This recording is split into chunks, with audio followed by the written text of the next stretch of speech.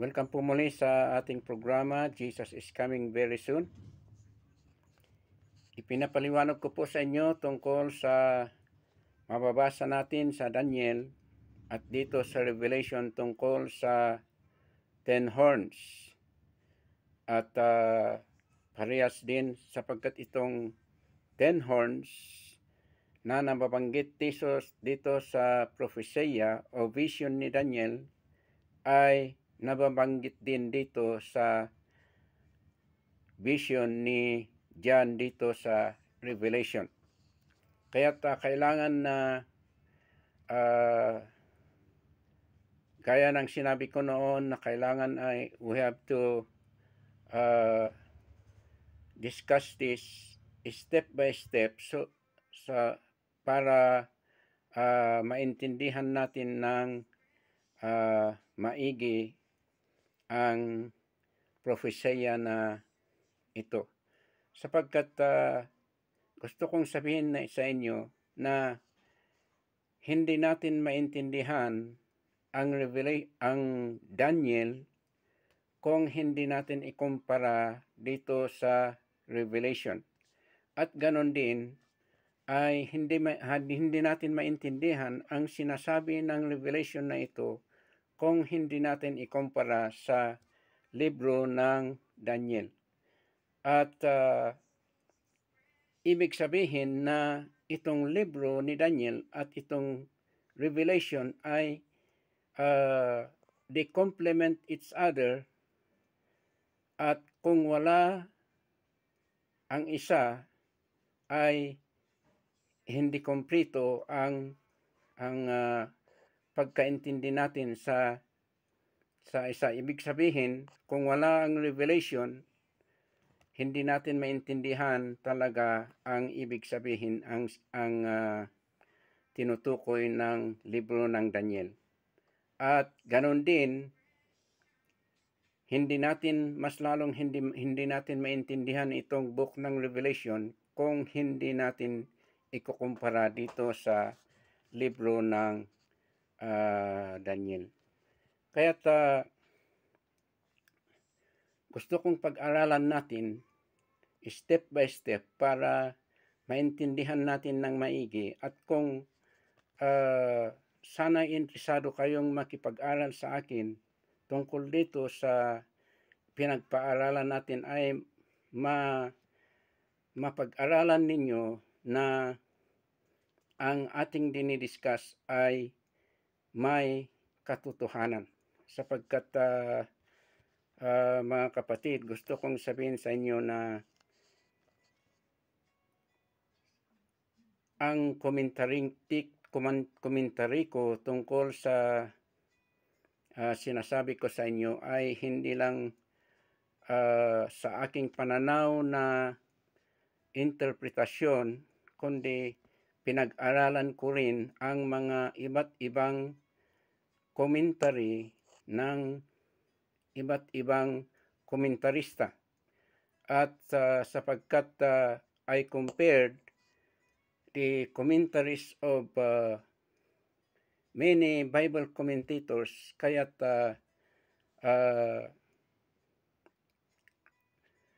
dumating tayo dito sa our own study and learning about what really is the true interpretation of these things that we are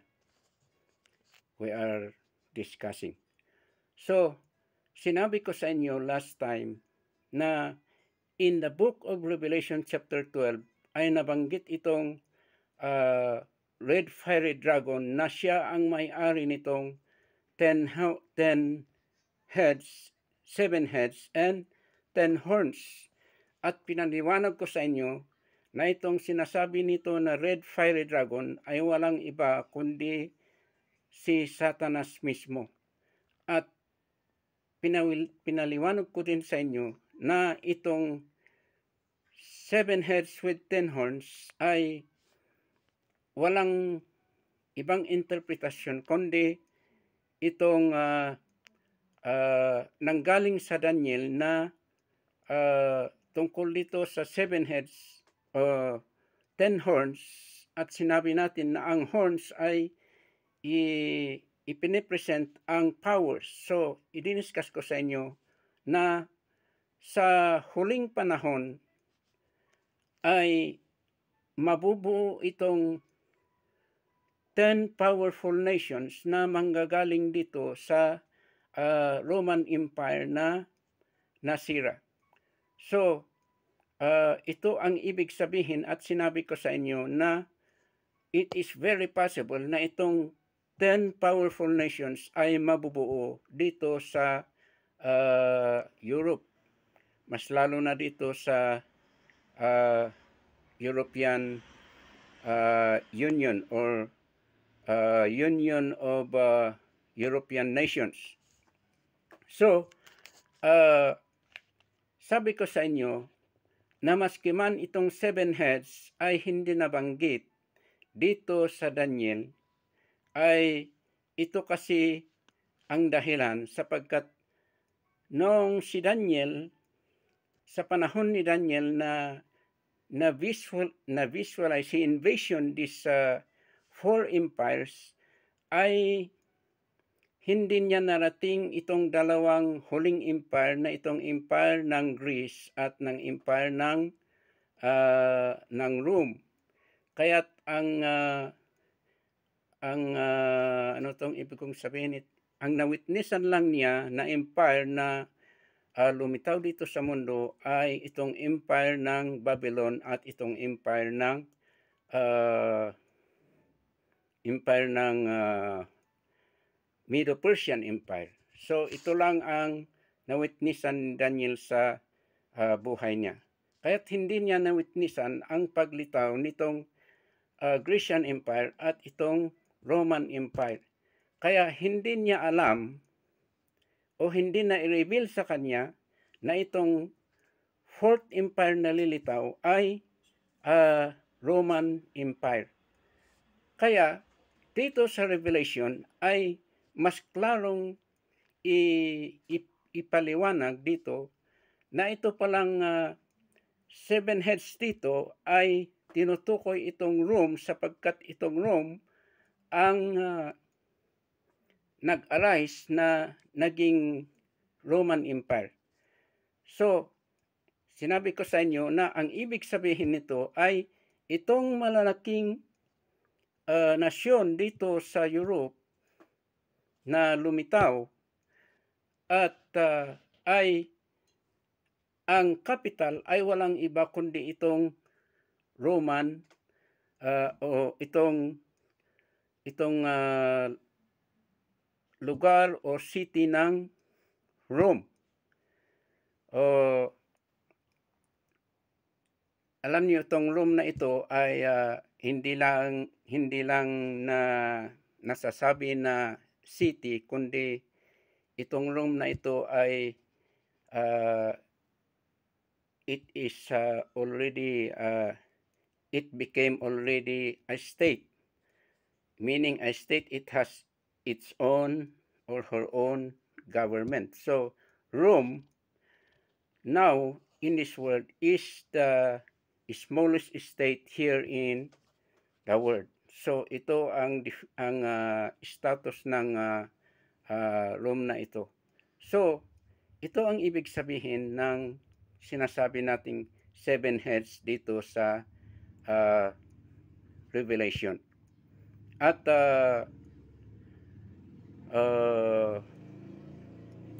ano to?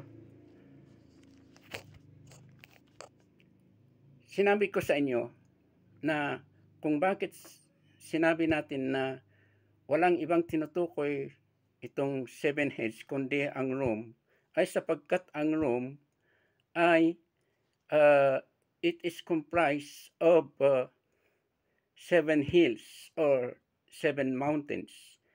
At itong 7 hills na ito ay mga kanya-kanyang pangalan. At itong 7 hills na ito ay maintindihan natin kung basahin natin itong Revelation chapter 17 verse 9, at doon ipinapaliwanag na ang ibig sabihin ng 7 heads na ito ay 7 hills or 7 mountains. So, iyon ang ipinaliwanag ko sa inyo. So, sinabi natin na parang ang initiator or master planner sa paglitaw nitong Roman Empire ay walang iba kundi si Satanas mismo, sapagkat dito mababasa natin dito na the fiery red dragon having the 7 heads and 10 horns. So ibig sabihin sa kanya he is in control sa itong 7 heads with 10 horns. So now, we are going to read also Revelation chapter 13. And if we read here in Revelation chapter 13, here now we can read the arising of this or paglitaw itong sinasabi itong Revelation na the beast, which is being understood and interpreted by the Apostle Paul and the Apostle John as no less than Antichrist himself. So here in Revelation chapter 13, may we just read what does it say here in Revelation chapter 13. It says here, then I stood on the sand of the sea, and I saw a beast rising up out of the sea, having 7 heads and 10 horns, and on his horns 10 crowns, and on his heads a blasphemous name. Now the beast which I saw was like a leopard, his feet were like the feet of a bear, in his mouth like the mouth of a lion. The dragon gave him his power, his throne, and great authority. So ito ang mababasa natin dito. So dito, sinasabi dito na lumitaw itong beast at ikokontrol din niya. So, he will be the authorized ruler, authorized by the devil himself to be the ruler of this empire, being represented by these 7 heads and 10 horns. And so, if we correlate to Daniel chapter 7 verse 24, how it says there that there will arise 10 horns and another little horn will arise, and he will conquer, first of all, 3 of these 10 horns. So that is what is written in the book of Daniel. Now here in Revelation, if you read in chapter 17, verse, let me just see because I forgot. If we read in Revelation chapter 17 verse 18,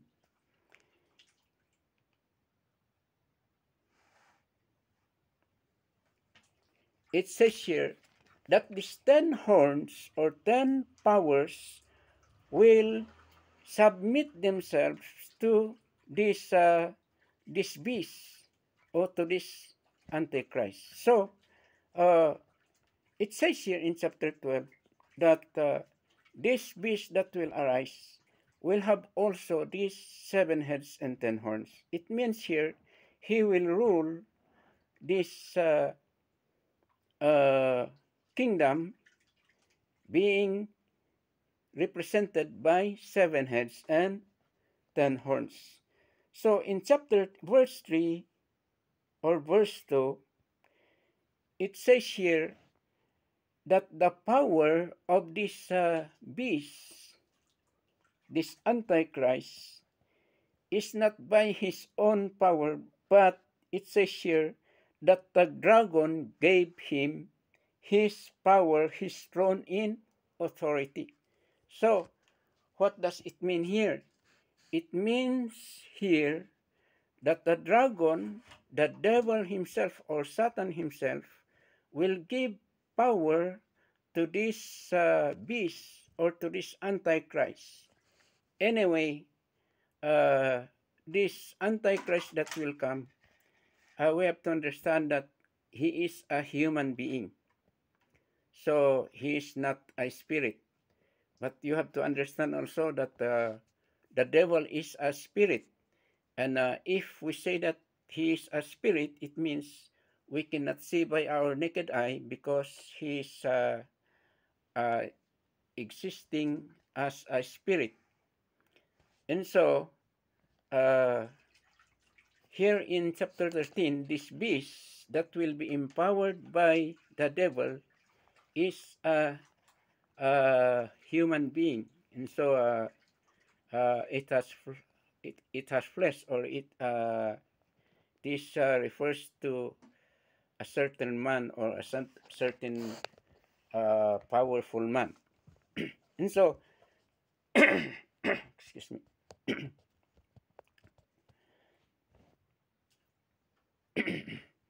Excuse me.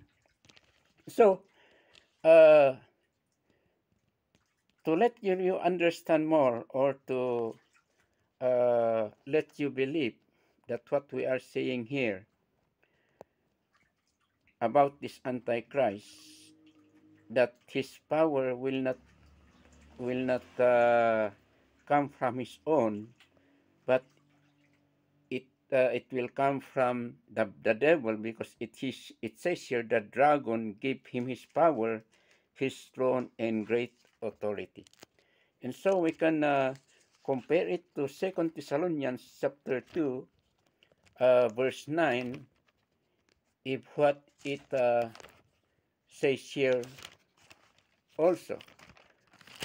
So we will read 2 Thessalonians chapter 2, verse 9, about the coming of this world ruler who is Antichrist. So let us start reading from verse 3 to verse 9.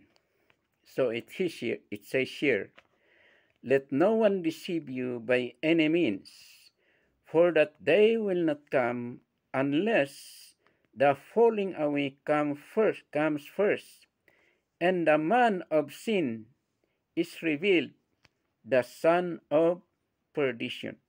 And so this Antichrist to come is a man. He is a man, or he is a powerful man. And it says here, "who opposes and exalts himself above all that is called God, or that is worshipped, so that he sits as God in the temple of God, showing himself that he is God. Do you not remember that when I was still with you, I told you these things? And now you know who is restraining, that he may be revealed in his own time." Verse 7, "For the mystery of lawlessness is already at work. Only he who now restrains will do so until he is taken out of the way.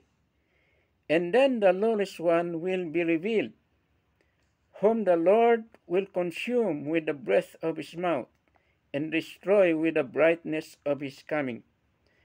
The coming of the lawless one is according to the working of Satan, with all power, signs, and lying wonders." So, note this verse 9.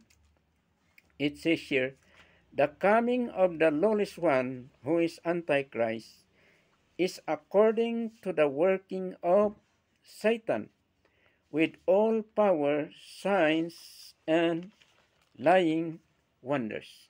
And so, the word man here the coming of this lawless one is a person, or he is a man, and then it says here, he will come according to the working of Satan. So, the word man here is mentioned in also this word Satan. And so we go back to Revelation chapter 13, verse 2, that it says here, the dragon gave him his power, his throne, and great authority. So, what the dragon that is saying here is no other than Satan himself, being mentioned here in 2 Thessalonians chapter 2, verse 9. So, I would like you, brothers and sisters, to be so well enlightened that the word being used here as a dragon is being referred to Satan, and the beast here being being spoken here is referring to that man, Antichrist, who will be arising very soon. And so, what will this Antichrist do when he comes? In 2 Thessalonians chapter 2, verse 9, it says, verse 7, it says there that this lawless one will defy God, and he will curse God, and he will sit in a temple of God, and he will defy the God of heaven. So it is repeated here also in Revelation that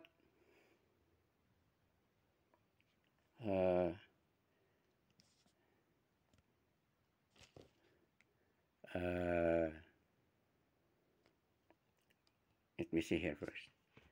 So it says here, in Revelation 13:7, it says here, it was granted to him to make war with the saints and to overcome them, and authority was given him over every tribe, tongue, and nation.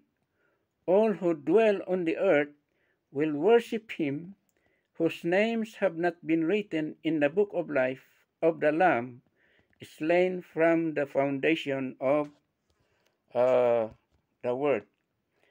So the same here, that it says here that in Revelation, parehas din na sinabi dito na he will defy the God of heaven. So particularly here in verse 5, and it says here, and he was given a mouth speaking great things and blasphemies, and he was given authority to continue for 42 months. So this is what is very clear here in the Word of God. So I have explained to you before regarding this word 42 months, and this word also, or this phrase, is being mentioned in Revelation, Daniel chapter 7, that he will rule the sons of the living God for a period of 42 months. And so it is being reiterated here in Revelation that he will have to rule for a period of 42 months. And that 42 months is equivalent to 3.5 years. And so, I would like to reiterate again that in Revelation, it says there, he will defy the uh, the sense of the living God, and he will rule over them. And so it is being repeated here in Revelation that it says here he was granted to make war with the saints and to overcome them, and authority was given him over every tribe, tongue, and nation. So uh, I have explained to you before that this word sense of God or people of God, I told you before that this is particularly referring to the Jewish people, and it is not referring to the church of our Lord Jesus Christ or the believers on the Lord Jesus Christ. So we have to understand that the first sense being considered by God was nothing more than the Jewish people before. They were the original uh, sense of God or the original people of God. So that is what is meant there in Daniel as being the sense of the living God, being conquered by this evil one or by this antichrist. So it is repeated here in Revelation that he will conquer the sense of God. So uh, I must reiterate again that this word sense of God is not referring to the Christian people or to the church of our Lord Jesus Christ, but it is particularly referring to the Jewish people themselves. And we understand that it says here, he will rule over these Jewish people for a period of 3.5 years. And so, brothers and sisters, we are going to stop here, and we will again continue next vlogging time or next meeting or next week. And I'm pleading you to please bear with me, even if I'm not a good speaker. But as the Apostle Paul said, uh, even though I am dull in speaking, yet in knowledge I am not dull. So what I can only say of myself is that even though I am not a good speaker, but in my understanding of the Word of God, I think, and as I ask God for wisdom and guidance to teach the Word of God, and so I can say that by the help of God, I can be able to explain the true interpretation of what we are reading here in the book of Daniel and here in the book of Revelation. And so, please, brothers and sisters, we will continue our discussion next week. Thank you very much. God bless you.